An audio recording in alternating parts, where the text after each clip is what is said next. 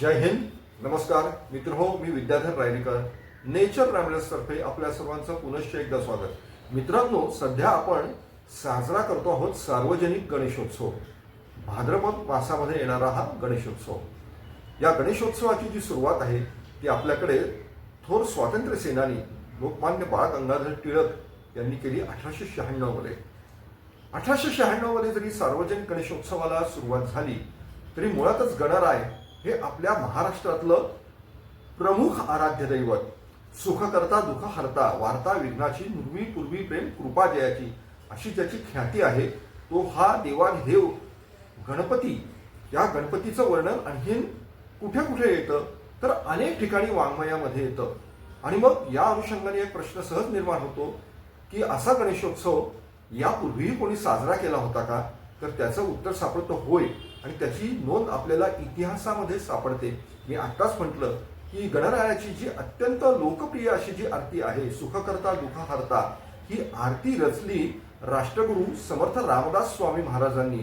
आणि याच समर्थ रामदास स्वामी महाराजांनी त्यांच्या काळामध्ये शिवथरगडला सुंदर मठामध्ये श्री गणेशाची भाद्रपद मासामध्ये प्रतिष्ठापना केली होती असा उल्लेख येतो. समर्थे सुंदर मठी गणपती केला, दोन पुरुष सिंदूर वर्ण चर्चविला, सकल प्रांतास महोत्सव दाविला, भाद्रपद माघपर्यंत असा स्पष्ट उल्लेख समर्थांबद्दलची माहिती इतिहासामध्ये येते. ती गिरीधर स्वामींचा समर्थ प्रताप नावाचा जो ग्रंथ आहे त्याच्यामध्ये ही माहिती आलेली आहे.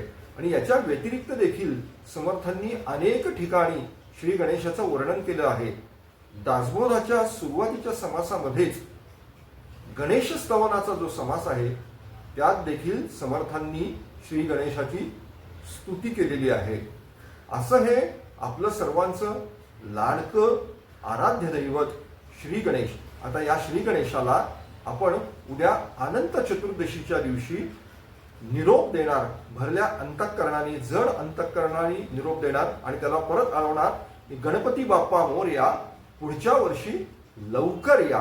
आणि यापुढची देखील या संदर्भातली माहिती घेण्यासाठी आपण आमच्याशी संपर्कामध्ये राहा. आम्हाला फॉलो करा, लाईक करा, सबस्क्राईब करा आणि हा भाग देखील आपण नेहमीप्रमाणेच सर्वांना शेअर करा.